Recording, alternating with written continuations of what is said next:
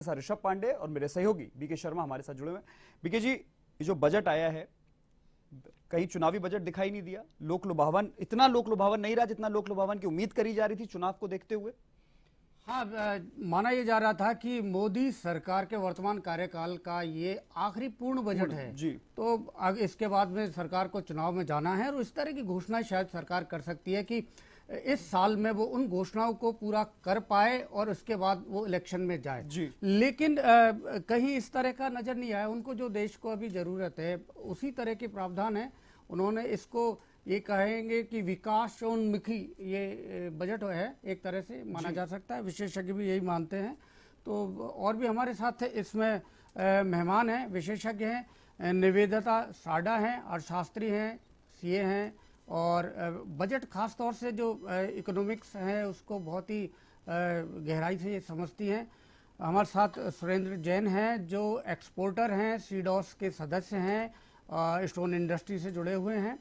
ये मेहमान हैं, इनसे भी हम ये चर्चा करेंगे इस बजट एक में। बार पीसीसी चलते हैं, हमारे संवाददाता दिनेश कसाना हमारे साथ लाइव जुड़े हुए हैं। एक बार पीसीसी चलते हैं।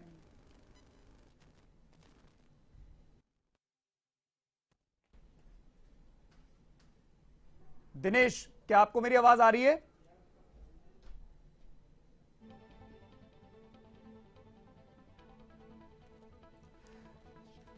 लगता हमारा संपर्क टूट गया है। तो बीके जी, हम अपने जो मेहमान हमारे साथ जुड़े हुए हैं, हम उनसे एक बार चर्चा शुरू करते हैं। हाँ, मैं सबसे पहले शुरुआत निवेदिता जी से ही करेंगे जो बजट को बहुत अच्छे से समझती हैं। तो ये ऋषभ ने भी ये सवाल किया था कि जिस तरह का उम्मीद थी कि एक लोक लुभावना बजट हो सकता है, चुनावी बजट हो सकता है। और सभी लोगों से बात करने के लिए बीके जी, मैं चाहूंगा इस कार्यक्रम की शुरुआत हम आगे बढ़ाएं।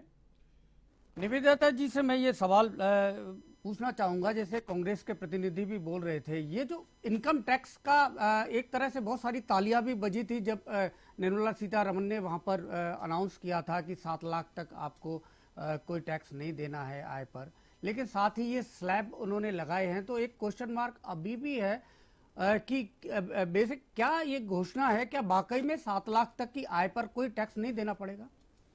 देखिए, अभी तक जो रिजीम चल रहा था, जो ओल्ड रिजीम था, जो उन्होंने पिछली बार एक्चुअली न्यू रिजीम ऑफर किया था और इनको उम्मीद थी कि लोग नई रिजीम पे शिफ्ट हो जाएंगे क्योंकि नई रिजीम में बहुत सारे तरीके के डिडक्शंस इन्होंने गायब कर दिए हैं, हटा दिए हैं, ताकि वो सिंप्लीफाइड तरीके से आपको जो इनकम हो रही है उस पर टैक्स लग जाए।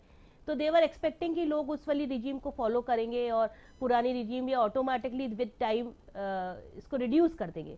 लेकिन ऐसा हुआ नहीं क्योंकि लोगों को ये लगा कि ओल्ड रिजीम में जो टैक्स जो डिडक्शंस के बेनिफिट है वो बेटर है एज कंपेयर जो टैक्स रिजीम इन्होंने as it is same level पे न्यू रिजीम में डाली। तो जो अभी जो ये इस बार लेके आए हैं, जिसके अंदर इन्होंने वो 7 लाख का प्रोविजन लेके आए हैं और इसके अलावा जो उन्होंने टैक्स स्लैब्स में जो मेजरली चेंजेस किए हैं, जिसके कारण आपकी जो टोटल आय है, या ये कह ले कि जो 30% का स्लैब जो 10 लाख रुपीस पे ओल्ड रिजीम में लगता था, वो 30% का स्लैब अब 15 लाख रुपीस पे नई रिजीम में लगेगा।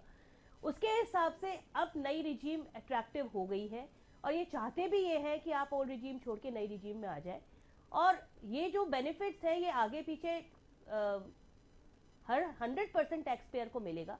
फर्क सिर्फ इतना है, पहले डिडक्शन के साथ मिलता था, मतलब अगर आप सेविंग करते थे तो मिलता था, तो अगर आपने सेविंग नहीं करी तो आपके हाथ में पैसा नहीं होता था उसको खर्च करने के लिए। अब वो बोलते हैं आप पैसा खर्च कर सकते हो, आपको कहीं डालने की जरूरत नहीं है और हम टैक्स भी आपसे कम लेंगे। तो कंपैरेटिवली देखा जाए तो नई रिजीम में जो ये टैक्स बेनिफिट्स ये लेके आए हैं, इसका फायदा आम जनता को मिलेगा।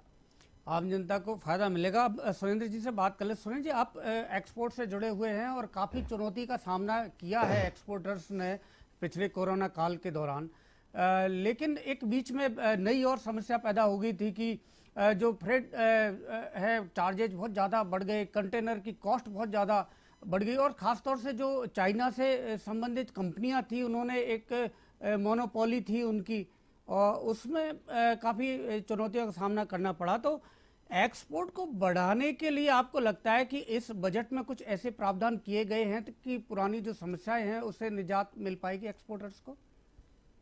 ये कह सकते हैं पूरी तरह से इस पर ध्यान नहीं दिया गया है, लेकिन जब पिछले साल पिछली साल हम एक्सपोर्ट कर रहे थे तो उसमें कंटेनर का वेट इतना ज़्यादा हो गया था हमें माल भेजना बहुत ज़्यादा मुश्किल हो रहा था। अभी उनमें काफ़ी रेटों में कटौती आई है, लेकिन इन्होंने एसएमएमई में कुछ पैकेज तो दिए हैं, लेकिन वो पैकेज क्लियर नहीं किया कि किस तरह के वो पैकेज देंगे। ऐसे इन्होंने एक नई चीज़ दी है कि एसएमए की जो इंडस्ट्रीज है उसमें 1% की रिबेट दी है, तो ब्याज दर में थोड़ा सा लिया है। नई इंडस्ट्रीज बनाने के लिए या कोरोना काल में जिन इंडस्ट्रीज को तकलीफ आई थी, उन इंडस्ट्रीज के लिए इन्होंने एक स्पेशल पैकेज के लिए बोला है, और उस स्पेशल पैकेज की डिटेल्स आएंगी, उसमें क्या क्या और किस तरह का वो फ़ायदा देंगे एक्सपोर्टर्स को। क्योंकि एक्सपोर्टर्स को अगर अंतर्राष्ट्रीय मार्केट में टिकना है तो उन्हें सब्सिडी देनी चाहिए। इंटरेस्ट के पहले सब्सिडी दी जाती थी, उसको थोड़ा सा कम कर दिया गया था, दोबारा 1% की रिबेट दी है, लगता है कुछ बेटरमेंट आएगा। जो एमएसएमई की तरफ से डिमांड की जा रही थी कि जैसे किसानों को क्रेडिट कार्ड दिया जाता है, एमएसएमई क्रेडिट कार्ड जारी किया जाए, लेकिन उन्होंने क्रेडिट फंड अनाउंस किया है इसमें, और ये लगभग इसमें 2 लाख करोड़ रुपए तक का क्रेडिट दिया जाएगा, इसमें स्टार्टअप को भी शामिल किया है। तो क्या ये पर्याप्त नहीं है? ये अभी इसकी डिटेल्स पूरी नहीं है कि इनको किन लोगों को इनको फ़ायदा देंगे। या तो कोरोना काल में जिन लोगों की सिक यूनिट हो गई उनको देंगे, नए स्टार्टअप्स को देंगे, या किस तरह की रिबेट आएगी। लेकिन अल्टीमेटली 2 लाख करोड़ का दिया है, तो हमें लगता है कि इंडस्ट्री में कुछ तो बूस्ट आएगा, कितना आएगा ये अभी कहना मुश्किल है। तो हमारे साथ हमारे पैनल में एक नई मेहमान जुड़ी हैं, सीए रुचि गुप्ता, जो आईसीएआई की सचिव भी हैं। रुचि जी, बहुत बहुत स्वागत है आपका। और सबसे पहला मेरा जो प्रश्न रहेगा वो आम परिवारों के लिए रहेगा, जिनका एक बड़ा वर्ग है मध्यम वर्गीय परिवार, उनको कितना कुछ फायदा इस बजट से देखने को मिलेगा? जैसे कि आपने अभी ऑलरेडी सुना भी, फाइनेंस मिनिस्टर जी ने कहा कि ना ही सिर्फ फीमेल्स के लिए अगर एक मेल को छूट मिल रही है तो फीमेल पे भी इम्पैक्ट आएगा ही आएगा, क्योंकि अल्टीमेटली इनकम जो है वो घर जा रही है। तो जैसे कि टैक्स एग्जम्पशंस मिली है, काफ़ी छूट मिली है टैक्स स्लैब रेट में, जिसका इम्पैक्ट डेफिनेटली एक मिडिल क्लास फैमिली में आएगा। ना ही सिर्फ 7 लाख तक की इनकम टैक्स फ्री हो गई है न्यू रिजाइम के अंदर, पूरे टैक्स स्लैब रेट में भी काफ़ी चेंज आया है, जिससे कि काफ़ी रिलीफ मिलने वाला है एक मिडिल क्लास मैन को। जो स्मॉल बिजनेसमैन है स्पेसिफिकली उनको, एक बिजनेसमैन अपनी इनकम दिखाना ज़रूर चाहता है, बट वो टैक्स से डरता है, बचना चाहता है, तो उसको काफ़ी सपोर्ट मिलेगा यहाँ पे। 7 लाख तक की इनकम बिल्कुल फ्री है, और उसके बाद भी टैक्स स्लैब रेट काफ़ी चेंज हो गया है, तो काफ़ी इम्पैक्ट आएगा उससे भी। मैं इस बात को आगे बढ़ाऊंगा। निवेदिता जी, ये मुझे लगता है कि ये उन्होंने इस सवाल को टाला है एक तरह से, जो लेकिन बाकी में आपको लगता है कि जो वुमेन खास तौर से जो एंटरप्रेन्योर्स हैं उनके लिए इसमें बजट में कोई अलग से है? उन्होंने ये कहा है कि ओवरऑल अगर फ़ायदा होगा, बजट अच्छा होगा, सबकी आय बढ़ेगी, तो महिलाओं को भी उनके पास आय ज़्यादा होगी, उनके पास ज़्यादा सुविधाएं होंगी। लेकिन स्पेसिफिक देखा जाए तो क्या महिलाओं के लिए कुछ विशेष है इस बजट में? देखिए, महिलाओं के लिए इसमें विशेष, आप इस बजट को ना महिलाओं के लिए 5 कैटेगरी में बांटें। पहला कैटेगरी है महिला उद्यमी, उसको इस बजट से क्या फायदा हुआ। दूसरी कैटेगरी है महिला रूरल, जो रूरल में हमारी जो महिलाएं हैं, चाहे वो उद्यमी हैं चाहे किसान हैं, उनको इस बजट से क्या फायदा हुआ। तीसरा आप ये देखें, जो महिला यंग महिला है, जो स्टूडेंट लेवल की महिला है, उसको इस बजट से हमारे को क्या फायदा मिला। चौथी आप ये देखिए कि जो महिला हमारी ये कहिए कि हाउस होल्ड या हाउस वाइफ है, उनको इससे क्या मिला। तो अगर हम पहले चाहते हैं, सबसे पहले महिला उद्यमी को देखें, तो इन्होंने महिला उद्यमी को और मेल उद्यमी को कोई अलग अलग पैरामीटर्स पे नहीं रखा है। कायदे से जो उन्होंने फैसिलिटीज एमएसएमई के तौर पे दी है या इन्वेस्टमेंट के तौर पे दी है, जो उनको दी है वो हमको भी दी है। लेकिन एक और फर्क जो आपको देखने को मिलेगा वो ये है कि एक पर्टिकुलर कॉर्पस है जो स्पेसिफिकली जिसको इन्होंने इंक्रीज किया है, वो इंक्रीज इन्होंने किया है पिछड़े वर्ग के लिए, जो इन्होंने कॉर्पस दिया है जिसके अंदर महिला भी इंक्लूडेड है। तो वो जो लोन्स और जो सब्सिडी उन्होंने उस कॉर्पस में बढ़ाई है, वो अल्टीमेटली महिला उद्यमी को मिलती है। अब वो महिला उद्यमी उसका कितना अच्छे तरीके से उपयोग कर सकती है, ये समय की बात है। आप दूसरा वर्ग देखें, जो हम कहते हैं रूरल महिला।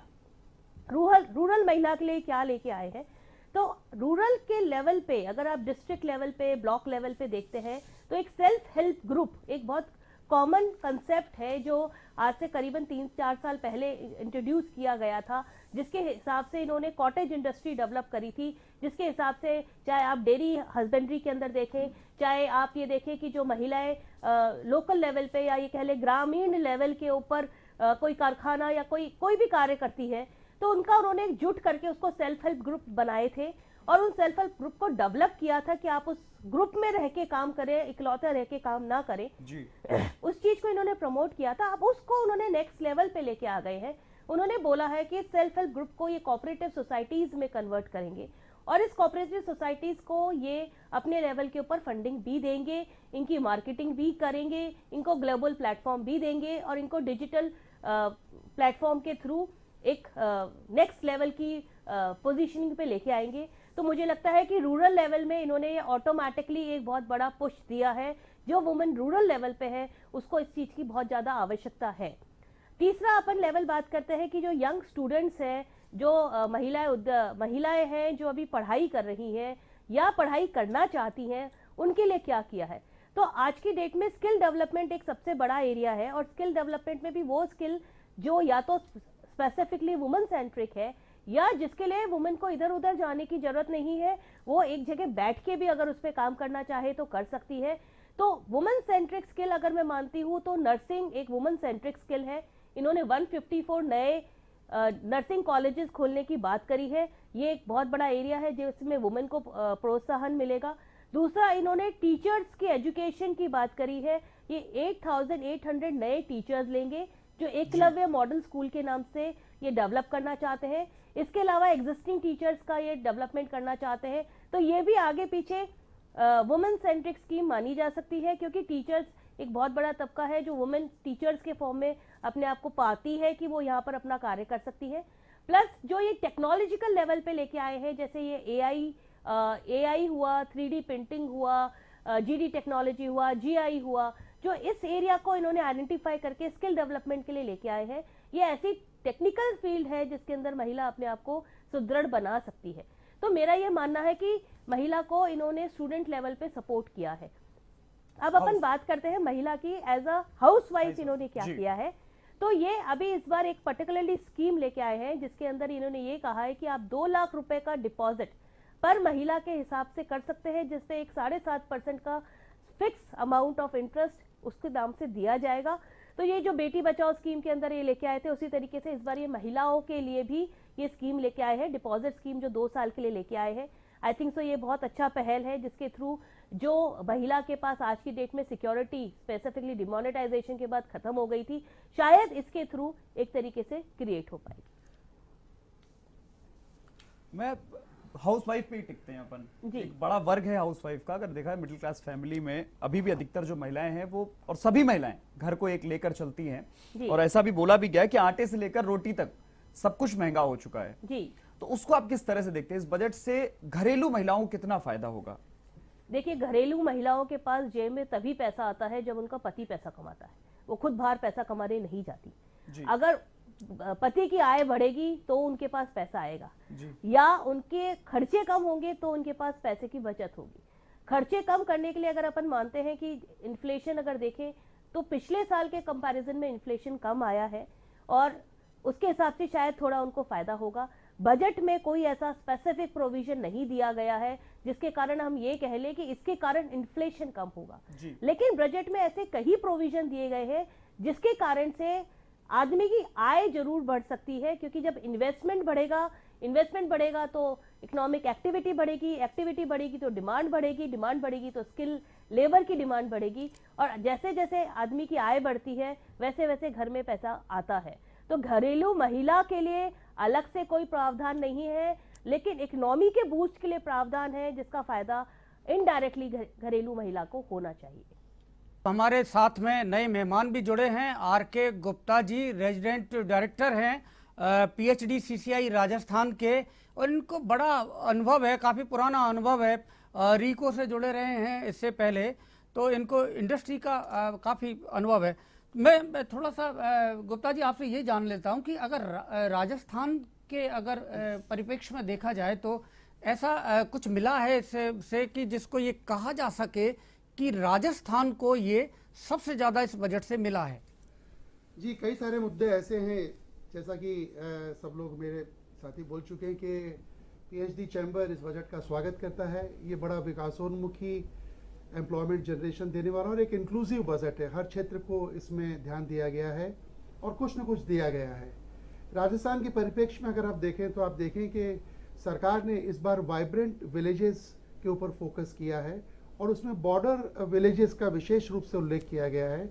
और इसमें बता दें कि हम राजस्थान के अंदर चूंकि 4 जिलों में बॉर्डर लगते हैं, जैसलमेर, बाड़मेर, बीकानेर, गंगानगर, तो वहाँ पे बॉर्डर अभी करीबन 150 पौने 200 किलोमीटर पहले रोक दिया जाता है और उसके आगे इतना सारा कल्चरल और प्राकृतिक संपदा है कि जिसके बेसिस पे हम टूरिज्म को बहुत अच्छे तरीके से प्रमोट कर सकते हैं, बॉर्डर टूरिज्म। तो इसमें जब बॉर्डर टूरिज्म में और विलेजेस में वाइब्रेंसी आएगी और कुछ नवाचार सरकार के घोषणाओं के माध्यम से और जो उन्होंने आउटले किया है होंगे, तो निश्चित रूप से टूरिज्म को बढ़ावा मिलेगा। और हाल ही में जो राजस्थान ने रूरल टूरिज्म पॉलिसी की घोषणा की है, उसके लिए एक बहुत मददगार सिद्ध होगा। दूसरा, अगर हम देखें तो मेडिकल डिवाइसेस क्षेत्र को बढ़ाने के लिए प्रावधान किया गया है कि जो तकनीकी संस्थान हैं, जो भी मेडिकल कॉलेजेस या और भी जो वहाँ पे मेडिकल डिवाइसेस से संबंधित कोर्सेज पाठ्यक्रम का इंट्रोडक्शन किया गया है, उसका समावेश किया जाएगा।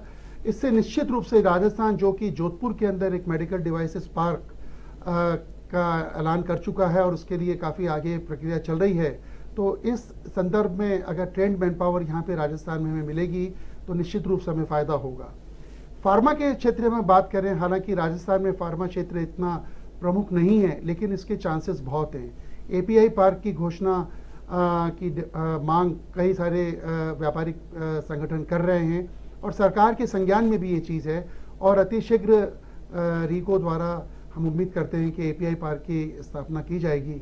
तो जो centre of excellence pharma sector के अंदर बनाए गए हैं और जो मेडिकल कॉलेजेस के साथ नर्सिंग कॉलेजेस का अलाइन किया गया है, वो भी निश्चित रूप से एक बहुत ही सराहनीय कदम है जिसका राजस्थान को फ़ायदा मिलेगा और स्वास्थ्य के क्षेत्र में एक कैपेसिटी बिल्डिंग का बहुत बड़ा काम करेगा और आम जन को उसका बड़ा फ़ायदा होगा। गुप्ता जी, आपसे हम चर्चा जारी रखेंगे। अभी पहले सुरेंद्र जी से मैं बात कर रहा हूँ। आप निर्यात से जुड़े हुए हैं और सरकार का जो मोदी सरकार का आत्मनिर्भर भारत और इसके साथ ही जो अभियान है और उनकी ये कोशिश है कि आयात की निर्भरता कम हो, हम ज़्यादा से ज़्यादा निर्यात बढ़ाएं और अंतर्राष्ट्रीय जो अर्थव्यवस्था है उसमें किसी देश की अर्थव्यवस्था को मजबूत माना जाता है, उसका निर्यात ज़्यादा से ज़्यादा हो।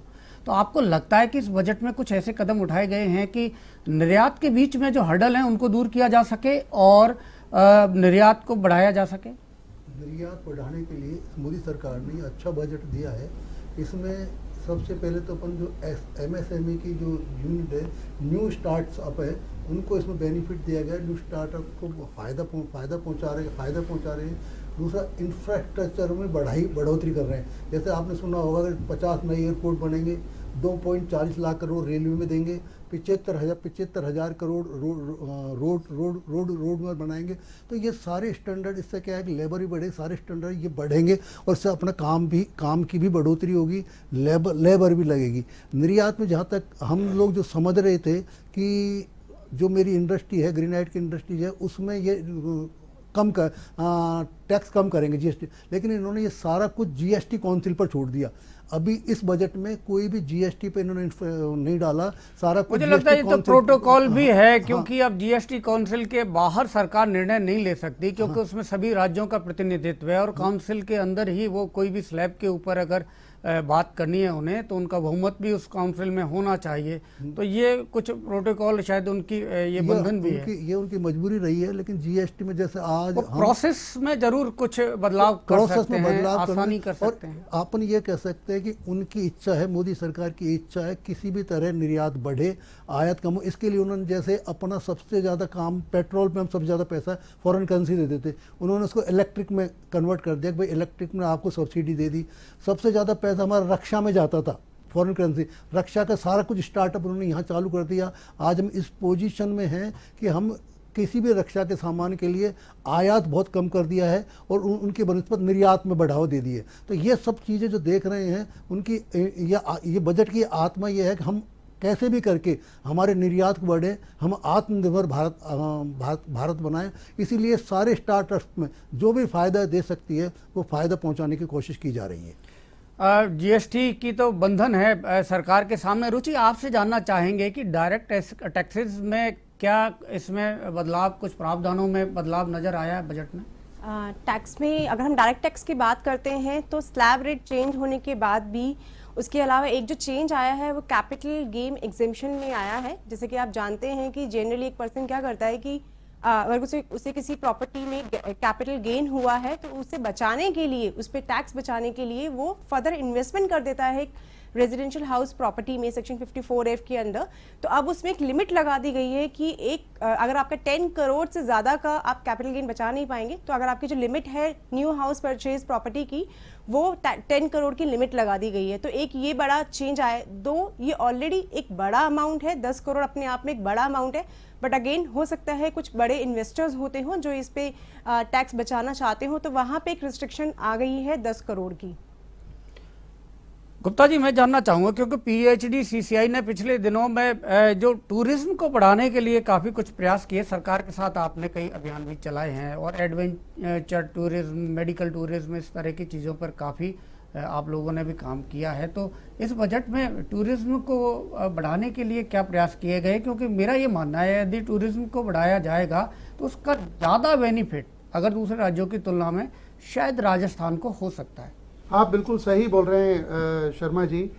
राजस्थान के परिप्रेक्ष्य में जो बजट में घोषणा की गई है कि 50 नए एयरपोर्ट, हेलीपोर्ट और ड्रोन पोर्ट आदि जैसे जो आधारभूत मूलभूत सुविधाएं हैं, कनेक्टिविटी को बढ़ाने के लिए 2 टायर और 3 टायर सिटीज़ की, उस पर फोकस है। हालांकि इसकी फाइनल डिटेल्स अभी आई नहीं है, लेकिन हम उम्मीद करते हैं कि 50 में से कुछ हिस्सा राजस्थान को मिलेगा और उससे राजस्थान, जो कि पर्यटन के क्षेत्र में एक अग्रणी राज्य है, तो इससे निश्चित रूप से फ़ायदा होगा। और जिसकी हम कई दिनों से मांग कर रहे हैं और सुझाव दे रहे हैं सरकार को कि हम यहाँ पे एरो स्पोर्ट्स को बढ़ाएं, एडवेंचर स्पोर्ट्स को बढ़ाएं, तो उसके लिए जितनी ज़्यादा हवाई पट्टी प्राइवेट ऑपरेटर्स को उपलब्ध होगी तो ये स्पोर्ट को बढ़ाने के लिए बड़ा संबल और बल मिलेगा और कई सारे इन्वेस्टर राजस्थान में आके निवेश करेंगे। निवेदिता जी, आपसे ये बात करना बेहद ज़रूरी है क्योंकि इस बात को आप ज़्यादा बेटर तरीके से समझा सकती हैं कि जो कैपिटल इन्वेस्टमेंट गाइडलाइन एक तरह से राज्यों को जारी की है केंद्र सरकार ने, पिछली बार भी इसी तरह का प्रावधान था, लेकिन ज़्यादातर अगर वो बीजेपी का शासन जहां नहीं है उन राज्यों ने उसका विरोध किया था। उन्होंने कहा था कि कर्ज हमें ही लेना है तो हम लेंगे किसी तरह से, लेकिन सरकार को, केंद्र सरकार ही कर्ज लेकर वो फंड हमें दे। लेकिन इस बार इसमें कुछ बदलाव किए गए हैं, तो ये किस तरह से ये बदलाव को आप देखते हैं? देखिए, पिछली बार इन्होंने ये जो प्रावधान था ये पिछली बार ही ले आए थे कि आप हमसे 50 साल का इंटरेस्ट फ्री लोन ले सकते हैं और इस इंटरेस्ट फ्री लोन को हम देने के लिए तैयार हैं। लेकिन काफ़ी सारे राज्यों ने इसको सपोर्ट भी नहीं किया और इसके ऊपर कोई एक्शन भी नहीं लिया। इस साल ये इस चीज़ को वापस लेके आए हैं और इसको थोड़ा सा इन्होंने ट्वीक किया है। 3 तरीके से ट्वीक किया है। पहला, इन्होंने फिस्कल डेफिसिट को लेके इन्होंने राज्यों के ऊपर भी एक रिस्ट्रिक्शन लगा दिया है। इन्होंने कहा है कि आपका फिस्कल डेफिसिट 3.5% पे आपको मेंटेन करना पड़ेगा, जिसमें आपका 0.5% से ज़्यादा पावर में फिस्कल डेफिसिट नहीं होना चाहिए। तो इन्होंने एक तरीके से जो बंदिश अपने ऊपर लगा रखी है कि हम हमारा सेंटर का फिस्कल डेफिसिट मेंटेन करेंगे, उसी तरीके की फिस्कल डेफिसिट की बात इन्होंने सेंटर ने स्टेट को भी कही है। दूसरा, इन्होंने जो इस बार उन्होंने ऑफर किया है वो ये किया है कि आप हमसे जो पैसा ले रहे हैं वो आपको अगले 2 साल में ही डिप्लॉय करना है और वो सिर्फ और सिर्फ कैपिटल इन्वेस्टमेंट के तौर पे ही जाएगा। तो पिछली बार तक ऐसा नहीं था। इन्होंने ये बोला कि आप हमसे लोन ले लीजिए, जो रेवेन्यू एक्सपेंडिचर के लिए भी जा सकता था, बट इस बार इन्होंने इंसिस्ट किया कि आप इसको कैपिटल आउटले में लें, इंक्लूडिंग कुछ फैसिलिटीज है जो स्टेट गवर्नमेंट्स लेना चाहती हैं, जैसे वो अपनी पुरानी गाड़ियां बदलना चाहे या वो पुरानी अपनी एम्बुलेंसेस बदलना चाहे, अपने पुलिस स्टेशंस को डेवलप करना चाहे, जो एक सिक्योरिटी पॉइंट जो स्टेट गवर्नमेंट की रिक्वायरमेंट है, जो टूरिस्ट सेंटर्स वो डेवलप करना चाहे, जो लोकल लेवल के आर्टिजन्स के लिए वो काम करना चाहे, जो लोकल जीआई फैक्टर है, जो हम कहते हैं जोग्राफिकल प्रोडक्ट्स है, जो हैंडीक्राफ्ट्स है, जो आपके पर्टिकुलर स्टेट की रिक्वायरमेंट है, आप उसको डेवलप करना चाहे, आप हेल्थ फैसिलिटीज डेवलप करना चाहे, आप एजुकेशन के लिए जो पर्टिकुलर कैपिटल इन्वेस्टमेंट करना चाहे, इन्होंने इस चीज को स्पेसिफिकली जोड़ दे के कहा है कि हम जो आपको ये लोन प्रोवाइड करेंगे, इसके अंदर ये वाले पोर्शन के लिए हम आपको अलग से गाइडलाइंस देंगे कि आपको जो टोटल कैपिटल आउटले करना है उसमें इस एरिया में आप कैपिटल आउटले करें।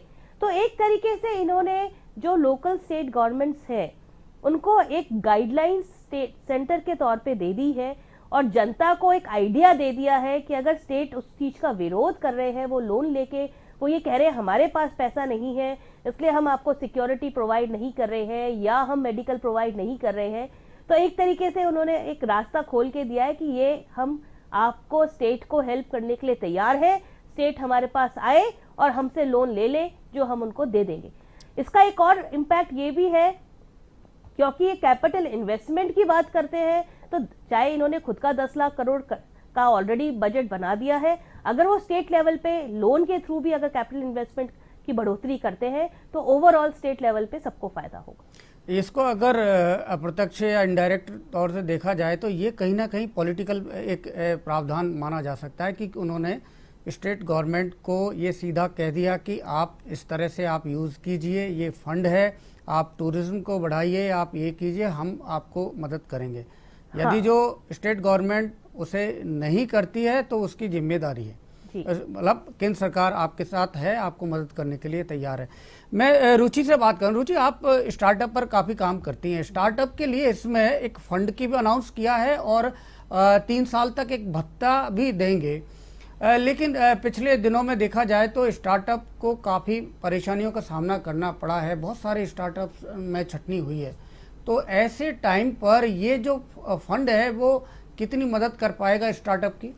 अगर आप एक स्टार्टअप है और अगर आपको प्रॉफिट्स और गेन्स होते हैं तो आपको लाइक अदर पर्सन आपको टैक्स पे करना पड़ता है, लेकिन एक बहुत अच्छा 2022 में बजट अनाउंसमेंट हुआ था जिसपे बोला गया था कि अगर आपको गेन हो रहा है तो आपको 3 कॉन्जिक्यूटिव ईयर्स तक आप उस गेन से उसमें टैक्स देने से बच सकते हैं। अगर आप स्टार्टअप में इनरोल हो जाते हैं, अपने आप को स्टार्टअप रजिस्टर कराते हैं, तो ये एक बहुत बड़ा एडवांटेज स्टार्टअप को दिया गया था। उसका एक्सटेंशन किया गया है इस बजट में, 1 साल और बढ़ा दिया गया है। अगर आप स्टार्टअप है और 2023 तक आप रजिस्टर्ड होते हैं, मार्च 23 तक आप रजिस्टर्ड हुए हैं, तो भी आपको ये बेनिफिट मिलेगा। आपके गेन्स या प्रॉफिट्स में आपको 3 कॉन्जिक्यूटिव सालों तक आप उस पर टैक्स नहीं दें, आप बच सकते हैं उस टैक्स से। तो काफ़ी एंकरेजमेंट है स्टार्टअप्स के लिए, यूथ के लिए, जैसे कि आजकल बहुत सारा यूथ स्टार्टअप में जा रहा है, बहुत सारे बिजनेस आइडियाज़ आ रहे हैं लोगों को, तो वो इसमें एनरोल करा सकते हैं, अपने आप को स्टार्टअप रजिस्टर करा सकते हैं और काम कर सकते हैं, अपने काम पे ध्यान दे सकते हैं, प्रॉफिट्स में टैक्स से बच सकते हैं इससे। गुप्ता जी से हम जानेंगे, क्योंकि पिछला बजट कृषि और किसानों के लिए समर्पित था और उसकी एक वजह किसान आंदोलन भी हो सकता है, इतना बड़ा आंदोलन था, तो लेकिन इस बार इस बजट में आपको लगता है कि कृषि के लिए, खासतौर से जो इनोवेशन के लिए, नवाचारों के लिए इसमें कोई प्रावधान है? बिल्कुल, इसमें कृषि पे काफ़ी जोर दिया गया है और जो एक्सेलरेटेड फंड की घोषणा की गई है स्टार्टअप्स के लिए, वो एक बहुत ही सराहनीय कदम है। आपने देखा होगा कि उसको इंटरनेशनल ईयर ऑफ मिलेट, जो अंतर्राष्ट्रीय मिलेट वर्ष हम मना रहे हैं, उससे भी उसको जोड़ा गया है और उस पर एक सेंटर ऑफ एक्सीलेंस की घोषणा की गई है और इसका ज़्यादा फायदा राजस्थान को ही होने जाएगा, बिकॉज राजस्थान मिलेट प्रोडक्शन में एक अग्रणी राज्य है और यहाँ पे मिलेट मिशन की सरकार ने ऑलरेडी घोषणा कर दी है, जिस पे बड़ी त्वरित गति से काम हो रहा है, उसकी तैयारियाँ चल रही हैं।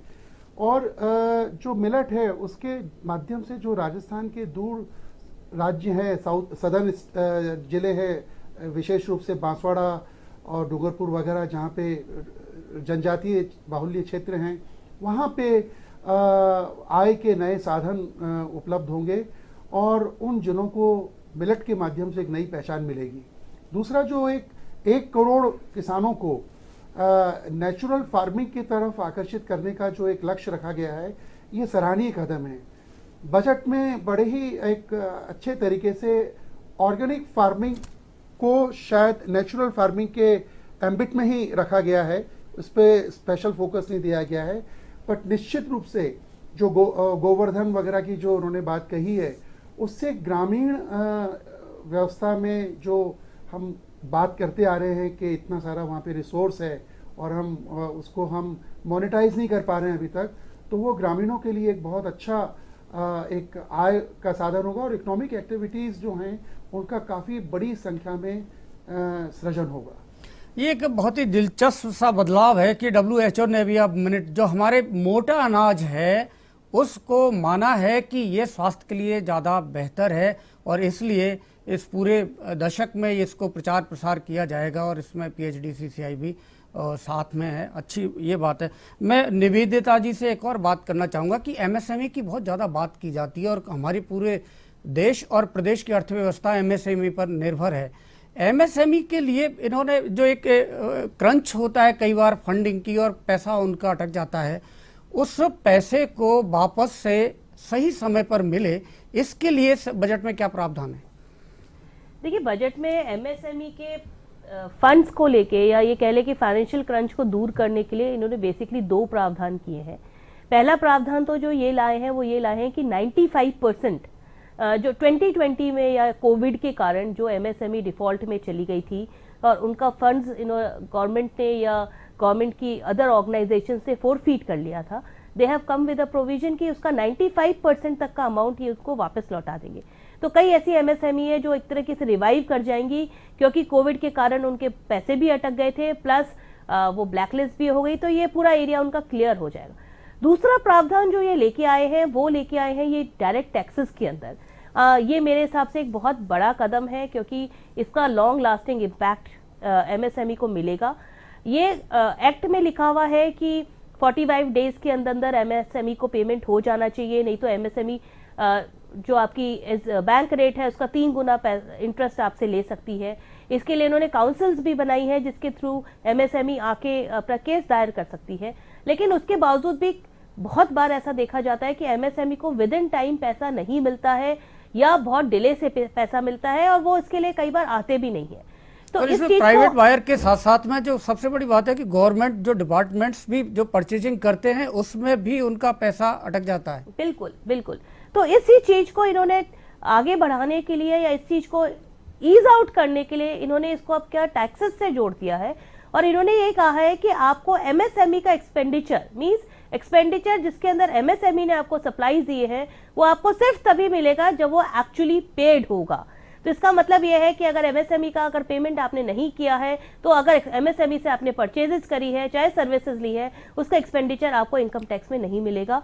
तो मेरा यह मानना है कि निश्चित तौर पे एक ऐसा प्रोविजन है जिसके कारण MSME को रेगुलरली और जल्दी पेमेंट्स मिलने के चांसेस बहुत अच्छे हैं।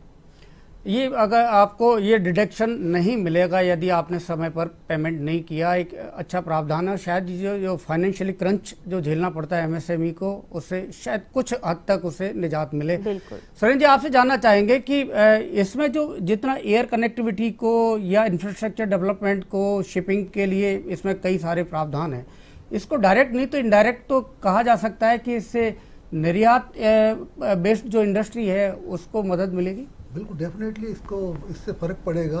जैसे एयर कनेक्टिविटी बढ़ते, बाहर के जितने भी बायर हैं वो बाई एयर ही आते हैं। तो छोटे छोटे एरिया में जब एयर कनेक्शन नहीं मिलता तो लोग बड़े एरिया में रुक जाते हैं। ये एयरपोर्ट जहाँ जहाँ भी खुलेंगे वहाँ से फ़ॉरेन बायर आएंगे, यहाँ के लोकल मार्केटिंग को देखेंगे, यहाँ से लोकल परचेजिंग। अभी तक क्या होता था कि बड़े बड़े शहरों में एयर कनेक्टिविटी है और बड़े शहरों में ही आके वो लोग छोटे एरिया को समझते भी नहीं है, वहाँ एयर कनेक्टिविटी नहीं होने की वजह से वहाँ आते भी नहीं हैं। तो इससे इनडायरेक्टली काफ़ी फ़र्क पड़ेगा कि हमारे लोकल मार्केट जो हैं वहाँ पर बायर डायरेक्ट आ सकेगा, उसकी मैन्युफैक्चरिंग को देख सकेगा, उसकी फैक्ट्री को देख सकेगा।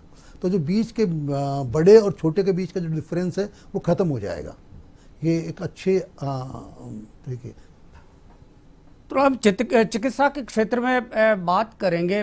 गुप्ता जी, आप काफ़ी काम करते हैं, आपकी संस्था काफ़ी काम करती है इस क्षेत्र में। तो चिकित्सा के क्षेत्र में खास तौर से जो फार्मा इंडस्ट्री है, हम फार्मा इंडस्ट्री की बात करें, उसको मदद के लिए कुछ कदम उठाए हैं इस बजट में? जी, जैसा मैंने आपसे पहले कहा कि सेंटर ऑफ एक्सीलेंस के गठन का घोषणा की गई है, ताकि इस क्षेत्र में R&D को और बढ़ावा मिले, जिसकी हमें बहुत सख्त ज़रूरत है, क्योंकि अभी भी कई सारी MNCs हैं वही काम है, और जो फॉर्मुलेशंस हैं वो हम बाहर के लोगों को ही काम में ले रहे हैं।